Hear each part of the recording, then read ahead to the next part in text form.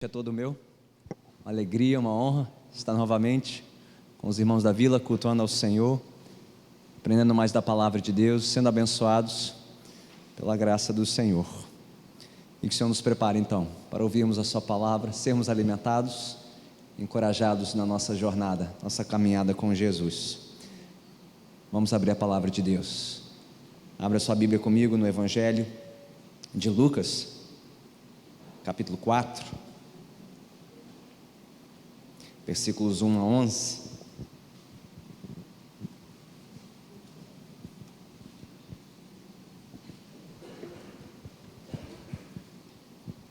Tendo encontrado o texto, vamos ficar de pé em reverência à leitura da palavra do Senhor.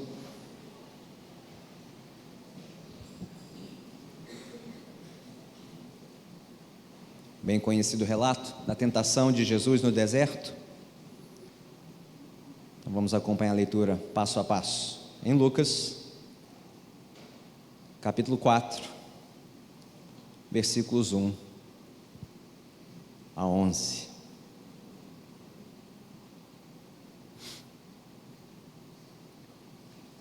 Diz assim a palavra de Deus.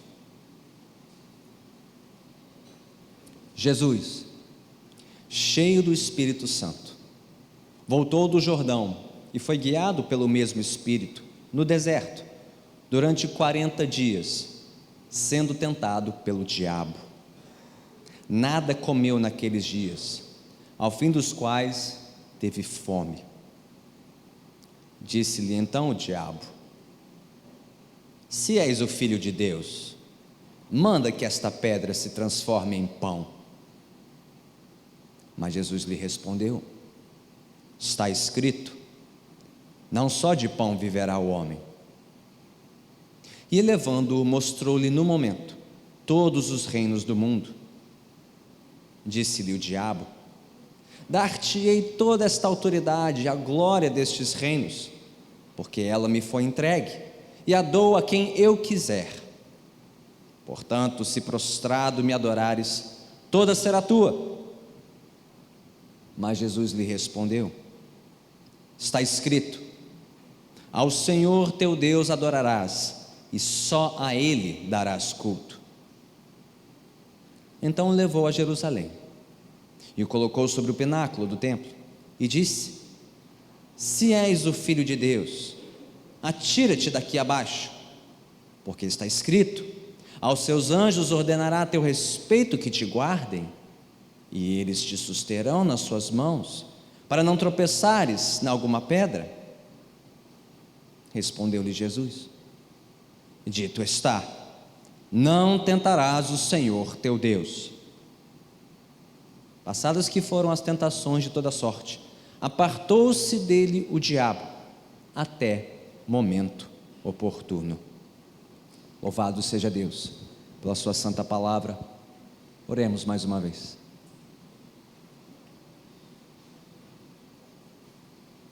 Soberano Senhor, assim como teu Filho Jesus Cristo,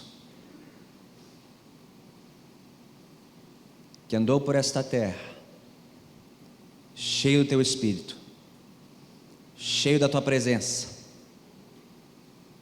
para permanecer firme na tua palavra, nesta manhã te suplicamos: vem, Senhor, vem nos encher, enche-nos de ti, da tua presença, do teu poder, da tua santa palavra.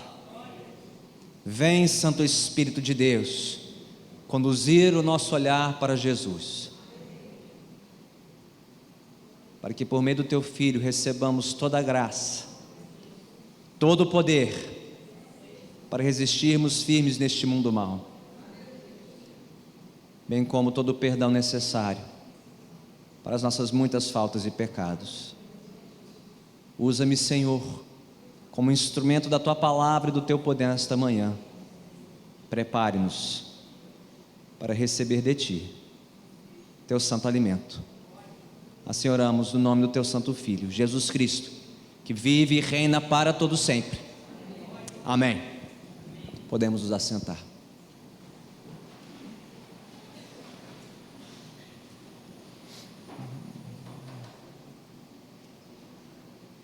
Certa vez perguntaram ao reformador protestante Martinho Lutero como ele fazia para resistir às pressões do diabo.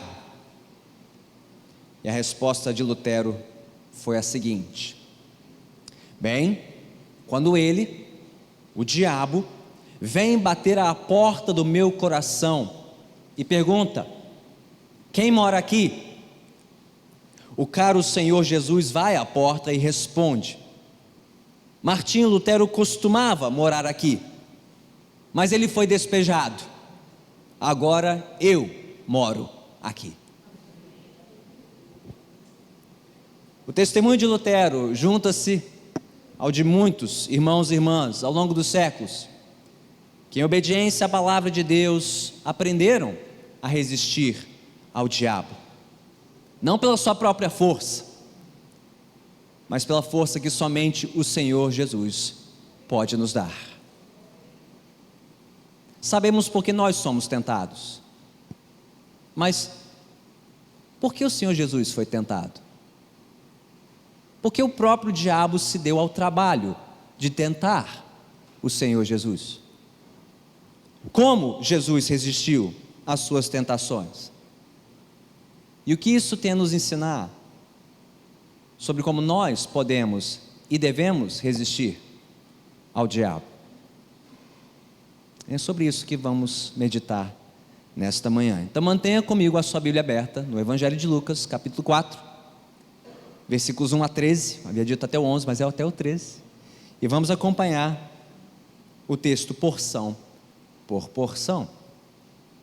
E logo no início, nos primeiros 2 versículos, nós já descobrimos que Jesus realmente foi tentado, enquanto homem, pelo diabo. O relato da tentação de Jesus, aqui neste Evangelho, inaugura um novo bloco, uma nova porção no Evangelho de Lucas. Nos primeiros 3 capítulos deste livro da Bíblia, Lucas nos revelou a identidade de Jesus, como Filho de Deus e homem perfeito, quem ele era. Mas a partir de agora e até o fim da sua obra, Lucas nos mostrará a missão que Jesus veio cumprir em vida. O que ele veio fazer exatamente neste mundo? Buscar e salvar perdidos pecadores, como eu, como você. E para tanto, esta cena de abertura da porção central do Evangelho de Lucas é extremamente importante para entendermos a missão exata do Senhor Jesus aqui nesta terra. Então, logo após o batismo de Jesus, é o que veio anteriormente, no final do capítulo 3, após Jesus ter sido batizado, Lucas relata que o Espírito Santo, quem havia repousado sobre Jesus e o enchera, em seguida, no início do capítulo 4, o conduziu do Jordão ao deserto, durante 40 dias, quando o diabo apresentou-se para tentá-lo. Cada detalhe aqui do início dessa história é importante, desde o cenário e o tempo relatado por Lucas. Tudo isso é extremamente importante para compreendermos corretamente o que estava acontecendo aqui com Jesus Cristo. Afinal de contas, você se lembrará que foi num deserto que o povo de Israel foi posto à prova. 40 anos. 40 anos de travessia do Egito rumo à terra prometida de Canaã. Isso aponta para alguma ponte com o nosso texto aqui? Foi naquele lugar. E naquele tempo que Israel foi provado em sua fé, na provisão de Deus, no poder de Deus e na proteção de Deus, tendo fracassado repetidamente as múltiplas tentações que surgiram no deserto. Portanto, há uma clara conexão aqui entre as tentações do povo de Israel no deserto durante 40 anos e as tentações de Jesus no deserto durante 40 dias, mas com uma enorme diferença. Onde Israel fracassou, Jesus resistiu. Mesmo diante de todas as pressões diabólicas para sucumbir à tentação ao pecado, Jesus resistiu, onde o seu povo fracassou. Mas existe mais um paralelo importante entre essa história e o relato antigo das Escrituras Sagradas. Porque a única outra vez na Bíblia em que o diabo apresentou-se pessoalmente e explicitamente para tentar alguém foi aonde? Você deve se lembrar. Logo no início, em Gênesis 3, no Éden, ao seduzir primeiro Eva e depois Adão, a desobediência contra Deus. E foi assim, pela queda de Adão e Eva, as tentações do diabo, que o paraíso se tornou um deserto. Este mundo transformou-se numa espécie de deserto, por assim dizer, longe da palavra e da presença de Deus. Então, neste segundo paralelo importantíssimo, nós entendemos também que Jesus veio repassar a história não só do povo de Israel, mas de toda a raça humana. Temos uma pista disso também no capítulo anterior, capítulo 3, que termina com a árvore genealógica de Jesus. E descobrimos que ele não é apenas descendente dos pais de Israel, até Abraão, mas ele é descendente do próprio Adão. O que quer dizer que ele veio repassar não só a história do povo de Israel, mas de toda a raça humana, com uma enorme diferença. Onde todos nós fracassamos desde Adão, Jesus resistiu.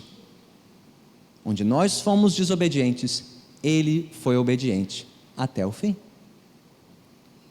Então, quando juntamos essas peças do quebra-cabeça, esses paralelos entre as tentações de Jesus no deserto durante 40 dias, e a história do povo de Israel e de toda a raça humana, desde Adão no Éden, nós descobrimos algo importantíssimo nessa história.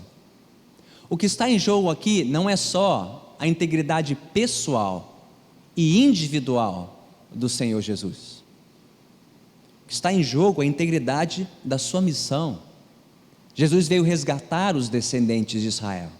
Jesus veio resgatar nós, filhos de Adão e Eva, a fim de livrar-nos da nossa perdição, a fim de tirar-nos deste deserto que é o mundo e nos levar de volta ao paraíso da presença de Deus.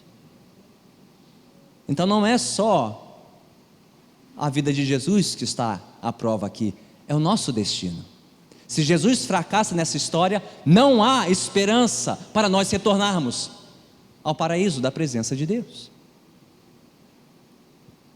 Bendito tudo isso, há mais alguns detalhes importantíssimos aqui, nesses primeiros 2 versículos.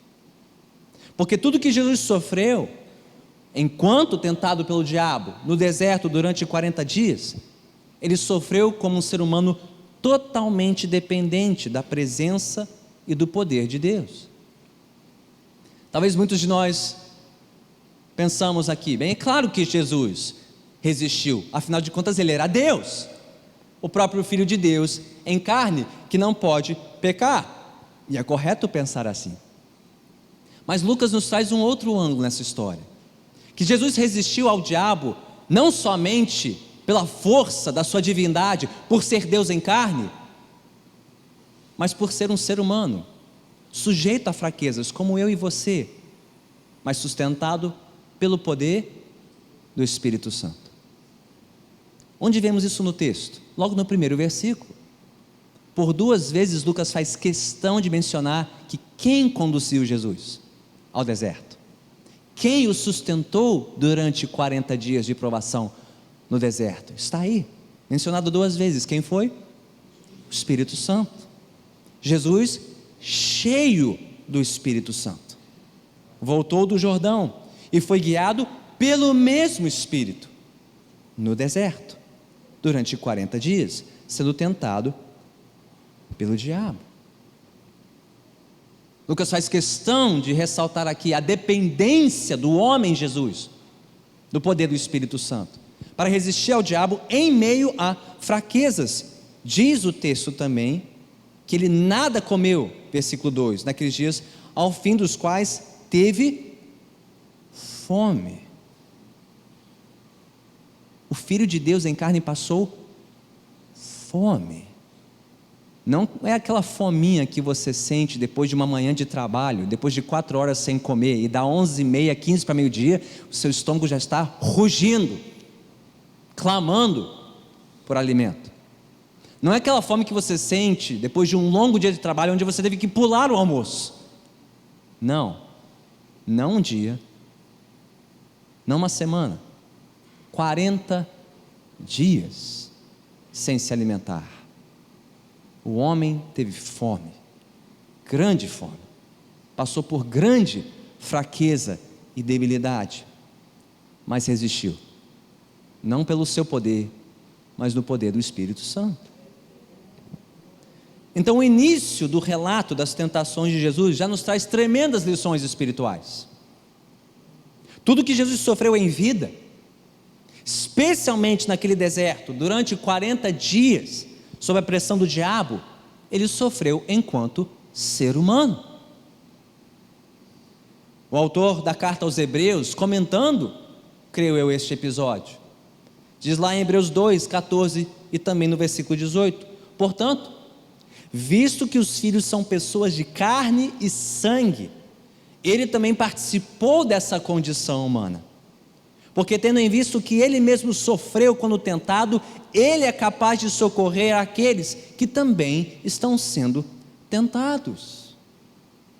Jesus Cristo sabe exatamente o que é ser tentado em meio à fraqueza humana. Aliás, ele sabe mais sobre isso do que todos nós aqui. Nós, enquanto criaturas caídas, corrompidas pelo pecado, nós só sabemos resistir à força do pecado até o momento em que tropeçamos. E se você já lutou contra o pecado, você sabe que quanto mais você resiste, maior se torna a pressão. É uma coisa não revidar o mal com o mal da primeira vez que você é ofendido, mas e da segunda? E da terceira? E da quarta? Uma coisa é não perder a calma no trânsito quando te furam logo no início do dia, mas no final do dia, quando você está cansado, com pressa para voltar para casa, e então é furado, parece que a tentação é maior, não? Ou quando o filho transgride, desobedece uma regra clara de casa, não na primeira, mas a segunda, da terceira, da quarta vez, a tentação para perder a calma, a paciência se torna maior.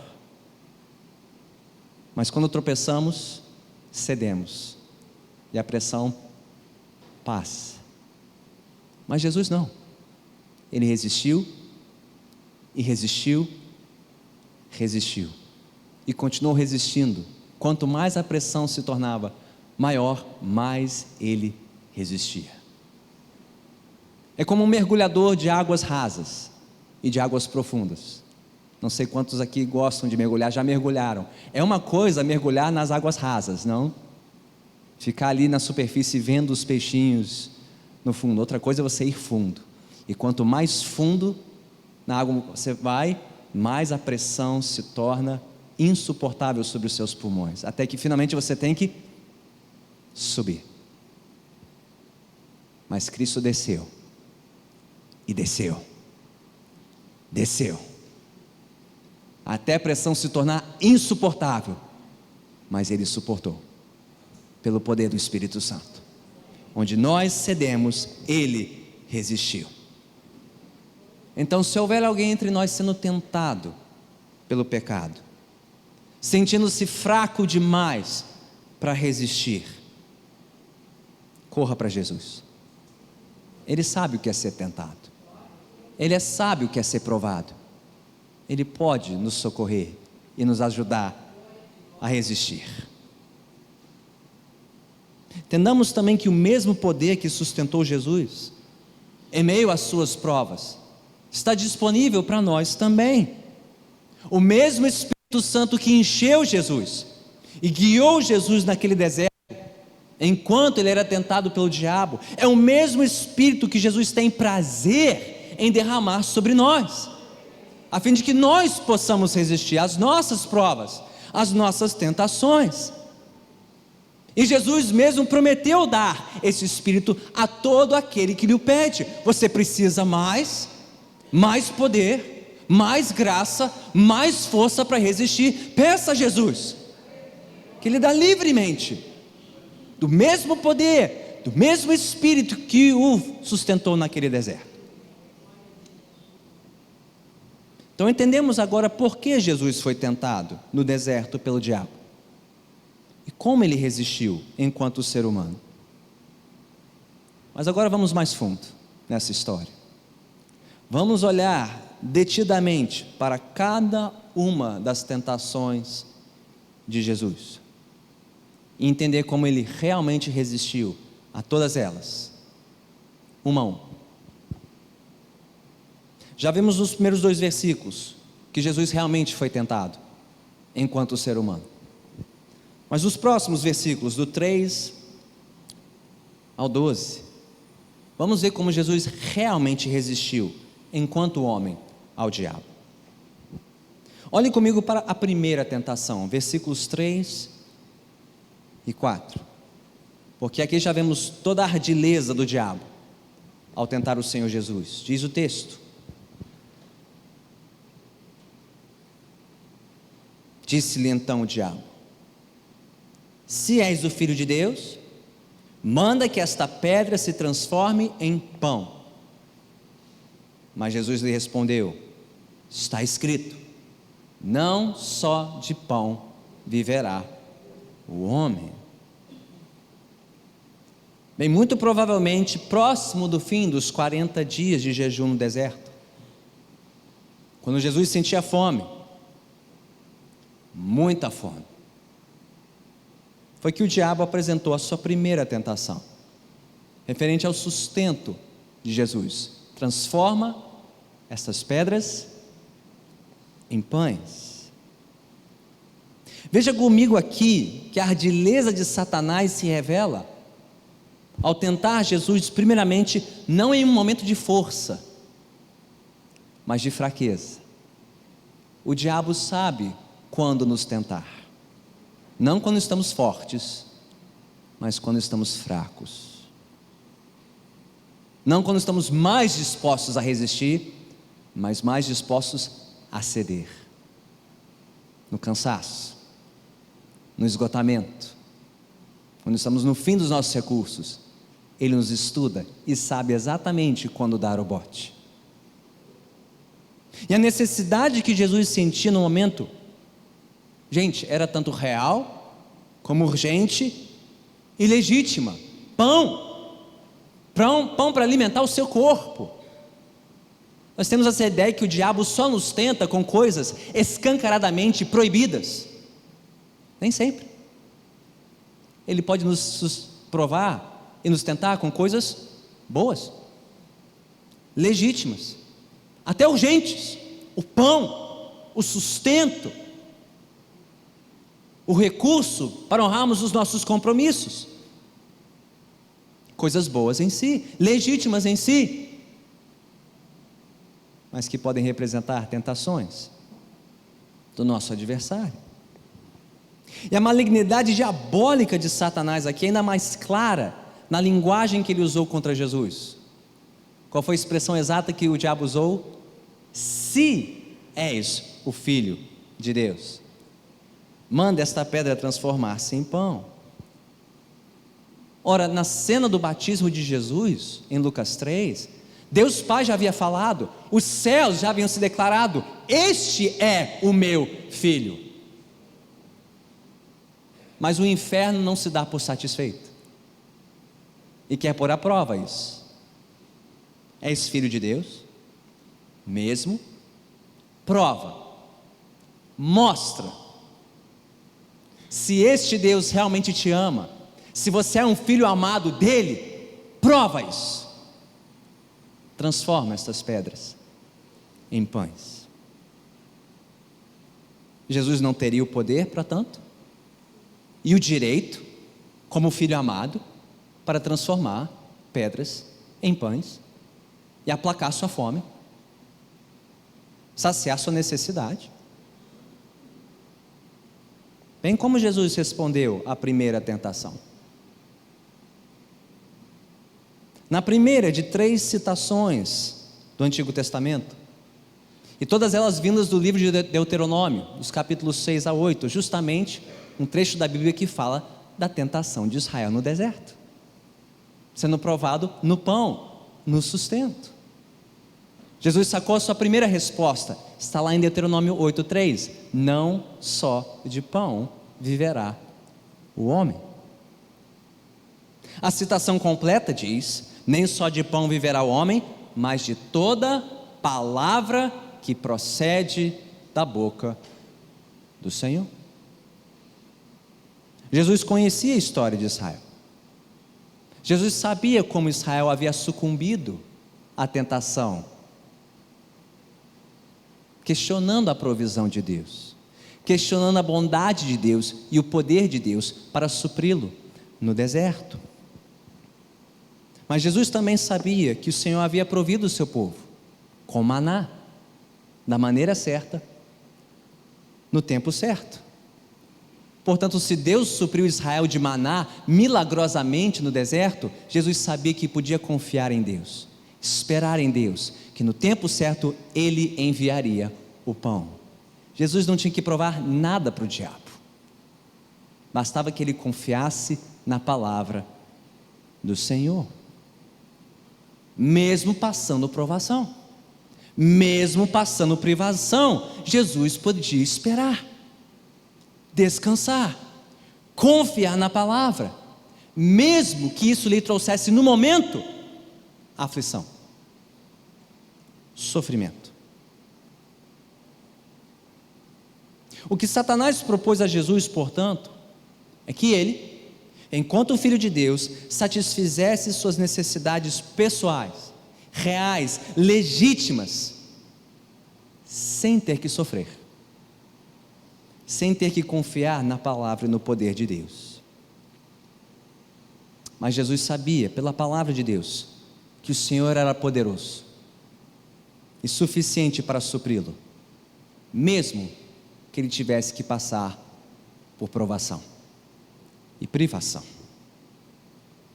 E nós? E você? E eu? Como respondemos quando nos deparamos com as nossas necessidades pessoais? Inclusive as mais sentidas, as mais reais, as mais legítimas.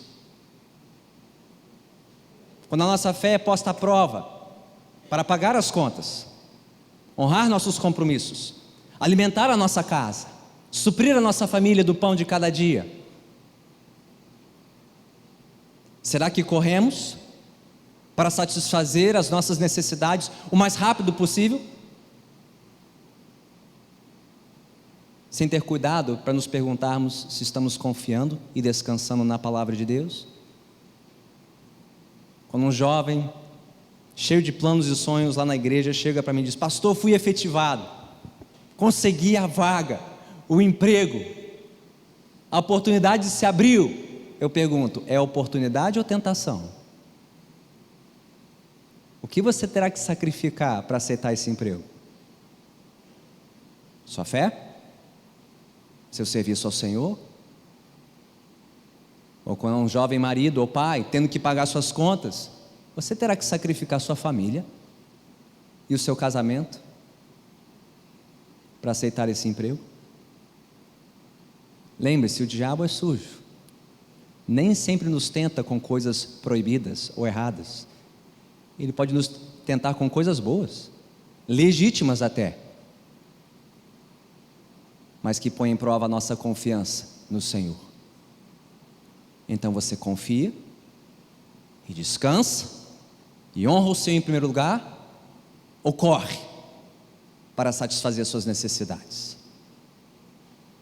Seja num emprego, seja num prazer momentâneo, um desejo carnal, ou na sua satisfação pessoal. Afinal de contas, é o seu nome que está em jogo, é a sua reputação. Você não quer ser deixado para trás, pisoteado pelos outros.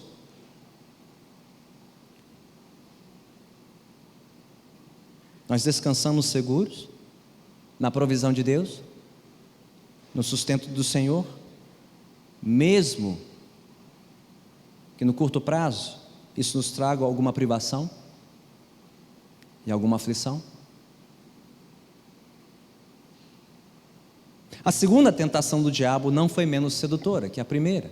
Está lá nos versículos 5 a 8, que diz o texto: então o diabo o levou para um lugar mais alto, e num instante lhe mostrou todos os reinos do mundo, e disse: eu lhe darei todo este poder e a glória destes reinos, porque isso me foi entregue e posso dar a quem eu quiser.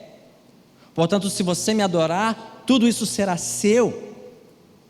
Mas Jesus respondeu: está escrito, adore o Senhor seu Deus e preste culto somente a Ele.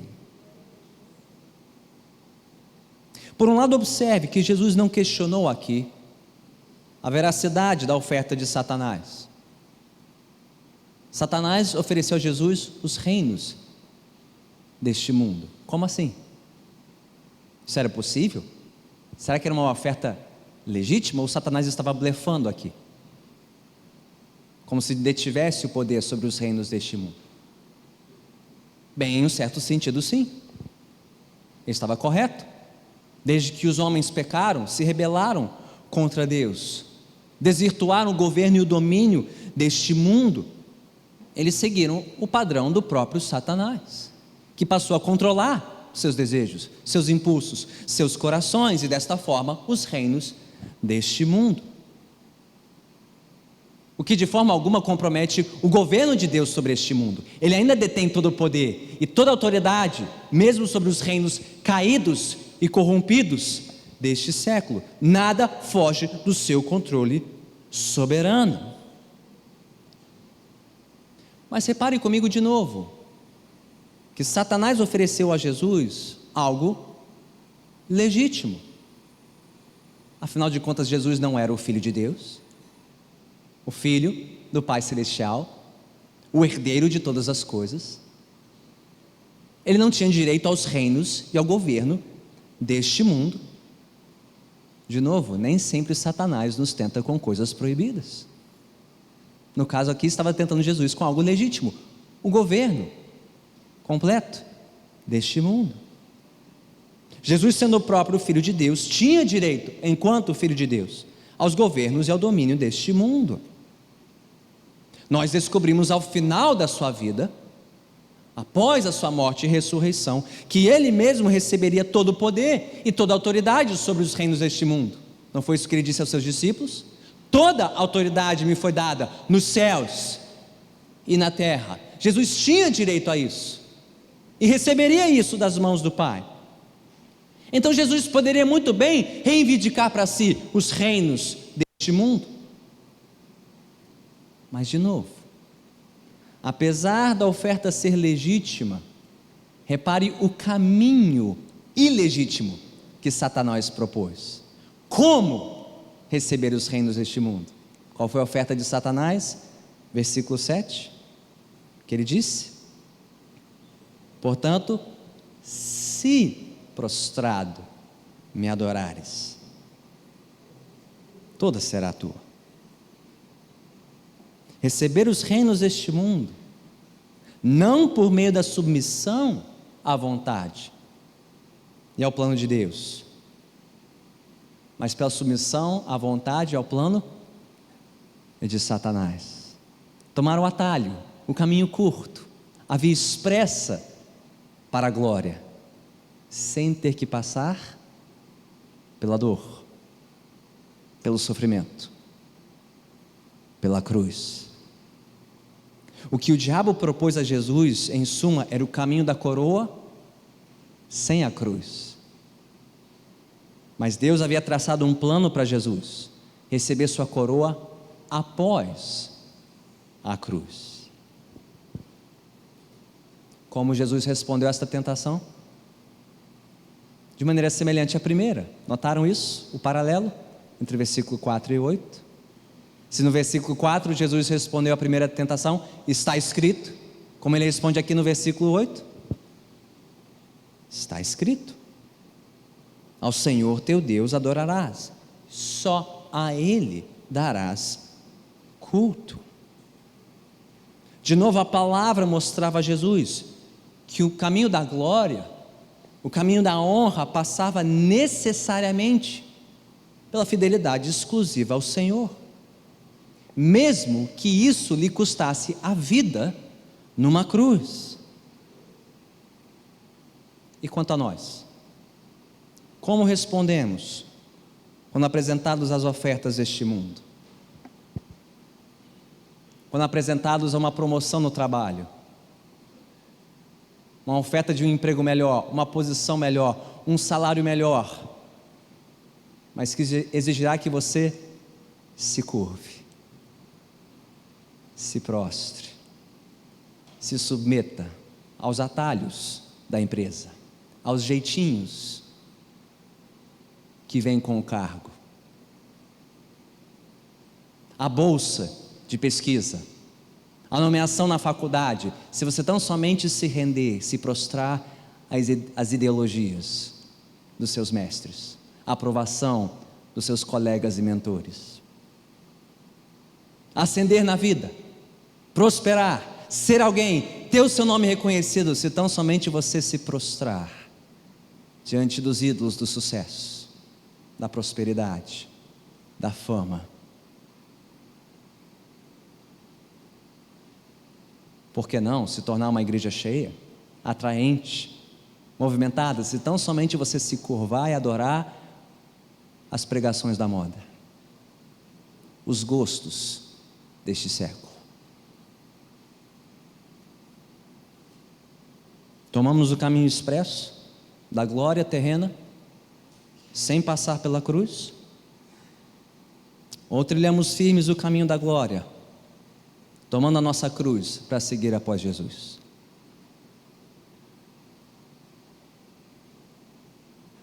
A terceira e última tentação talvez tenha sido a mais sutil e a mais diabolicamente brilhante. Versículos 9 a 12, que diz o texto: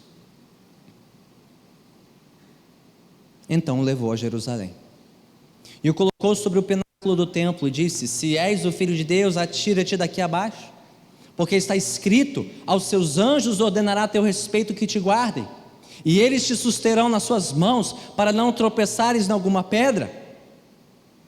Respondeu-lhe Jesus: dito está, não tentarás o Senhor teu Deus. Nós já vimos que por 2 vezes o diabo tentara Jesus, e por 2 vezes Jesus respondeu citando as Escrituras Sagradas. Então o que fez o diabo nessa terceira tentação? Citou as Escrituras para confundir e fazer tropeçar o Filho de Deus. Pasmem, o diabo lê a Bíblia, ele estuda a Bíblia, ele sabe até citar a Bíblia de cor, e não é qualquer porção da Bíblia. Ele cita aqui Salmo 91, aquele que fica aberto no carro para espantar mal olhado, olho grande, aquele que fica aberto na sala de estar para afugentar as más companhias. Esse o diabo sabe, ele conhece, esse sabe até citar, está na ponta da sua língua. Ele conhece a Bíblia e sabe torcê-la para os seus próprios fins e interesses. Então é melhor nós conhecermos a Bíblia melhor que o diabo, não? Para não sermos enganados por aqueles que usam a Bíblia, torcem a Bíblia, enganam o povo, até de púlpito. O diabo está pregando em muitos lugares hoje, e tem muita gente ouvindo e acreditando, só porque a Bíblia está aberta. Guardem-se, povo de Deus, guardem seus ouvidos e o seu coração. Então, após levar Jesus para onde, gente? Para Jerusalém, cidade santa, e não qualquer lugar. Para o templo, era o símbolo da presença e da proteção de Deus sobre o seu povo, lugar mais santo, mais sublime da terra. no topo do monte, no topo do templo, perdão. O diabo tentou Jesus com as palavras vindas do Salmo 91, um salmo que invocava a proteção divina do Senhor sobre o seu povo. Versículos 10 a 11, o diabo cita a Bíblia aqui, porque está escrito: aos seus anjos ordenará a teu respeito que te guardem, e eles te susterão nas suas mãos, para não tropeçares em alguma pedra. Jesus pode se jogar de cabeça, que num piscar de olhos, Deus esvaziará as casernas celestiais, os anjos virão ao seu socorro.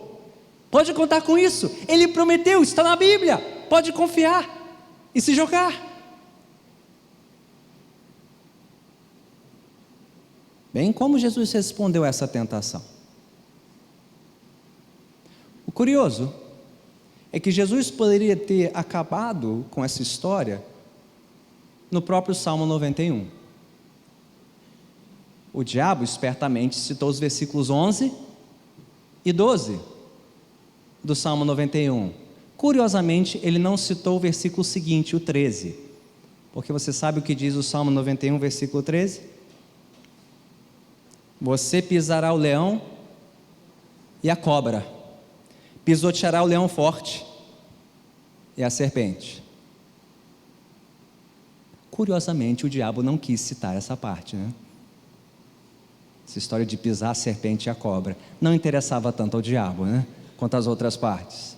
De novo, ele só cita a parte da Bíblia que lhe interessa. Então, cuidado.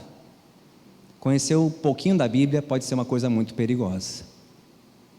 É preciso conhecer toda a palavra para saber se defender das insinuações do diabo. Mas Jesus discerniu a essência desta última tentação. Compreendeu a proposta satânica. Proteção divina a qualquer custo. Mesmo que para isso Jesus tivesse que forçar a mão de Deus, torcer o braço de Deus, fazer Deus agir à sua maneira, à sua vontade. Não, o Senhor não havia mandado Jesus jogar-se do templo de Jerusalém para ser resgatado por anjos. Essa não era a missão de Jesus.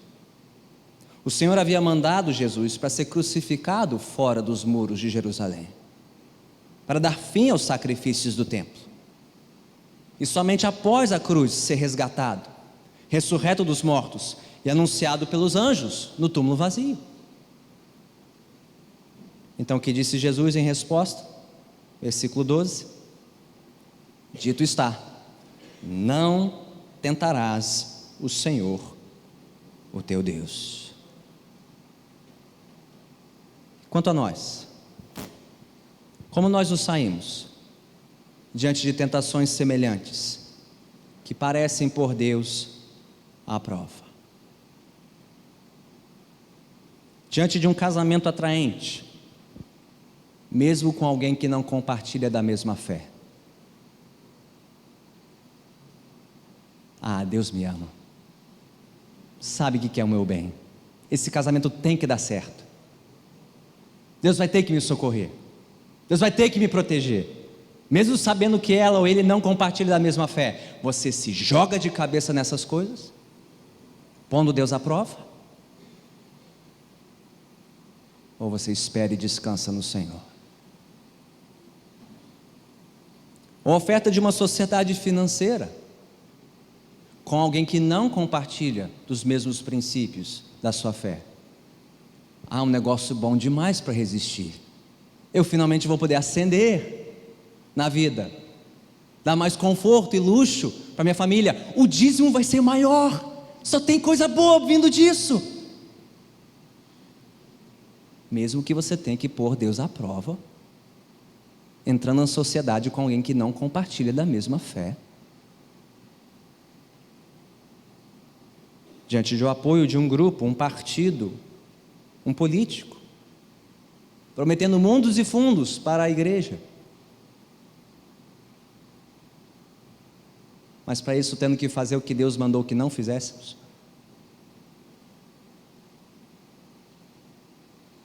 Não fazendo o que Ele mandou que fizéssemos. Pregar a palavra e ela somente, sem colocá-la à prova. com alianças espúrias. Nós nos lançamos de cabeça nessas coisas, certos de que Deus vai nos proteger, com Salmo 91 na mão. Ou esperamos? Confiamos? Não colocamos Deus à prova? Deixamos que Ele cuide de nós?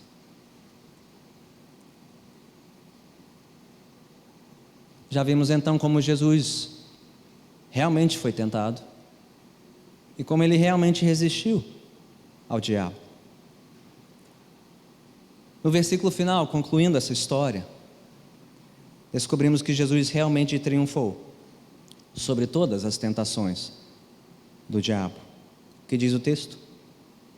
Passadas que foram as tentações de toda sorte, apartou-se dele o diabo até momento oportuno.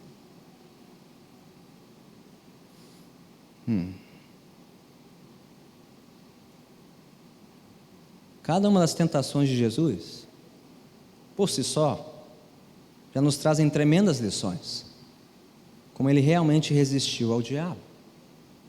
Mas o conjunto dessas tentações nos revela uma constante na resistência de Cristo às ofertas de Satanás.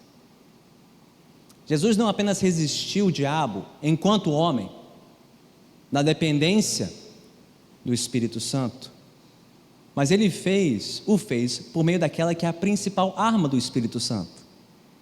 E qual é a única coisa na Bíblia que é chamada de a espada do Espírito? É a palavra de Deus. Por 3 vezes o diabo tentou Jesus, e numa delas citou a própria Bíblia para fazer Jesus tropeçar. E como o mestre respondeu? Está escrito, está escrito, dito está.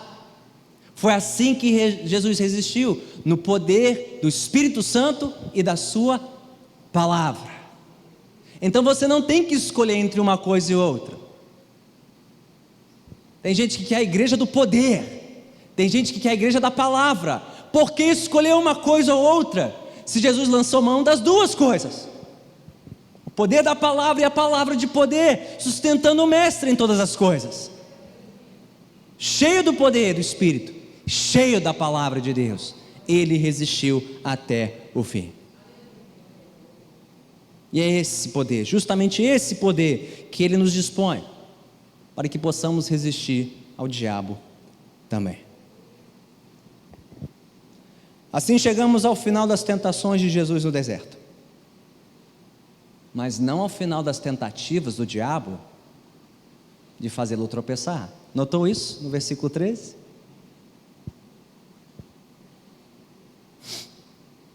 Passadas que foram as tentações de toda sorte, apartou-se dele o diabo até momento oportuno. Esse conflito do diabo com Jesus continuaria por toda a sua vida. Gente, o diabo é tão diabólico, ele é um capeta, tão capeta, que ele usaria até um discípulo de Jesus para tentar tropeçá-lo. E não qualquer discípulo, Simão, Pedro, a rocha, o porta-voz do bando apostólico, a quem Jesus teve que repreender e dizer para trás: arreda-te de mim, Satanás, porque não pensas nas coisas de Deus e sim nas coisas dos homens.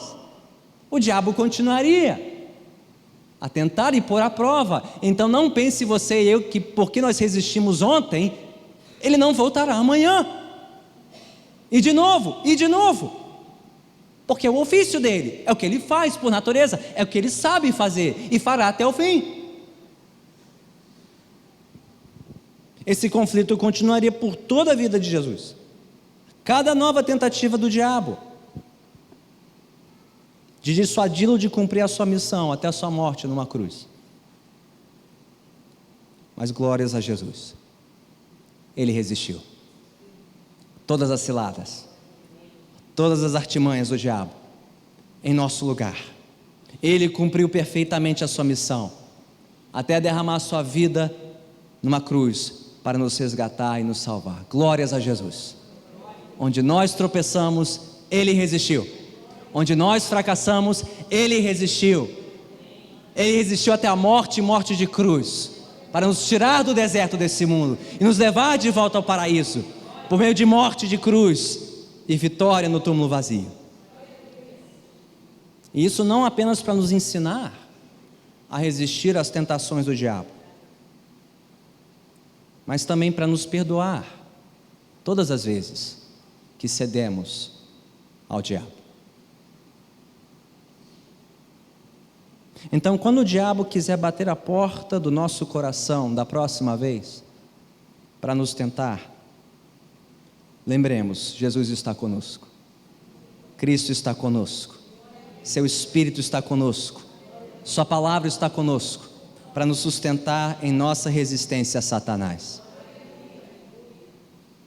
Mas quando o diabo quiser bater a porta do nosso coração para nos acusar, para nos lembrar dos nossos tropeços, das nossas falhas, dos nossos pecados, então façamos como também fez Lutero, quando perturbado em sonho pelo diabo.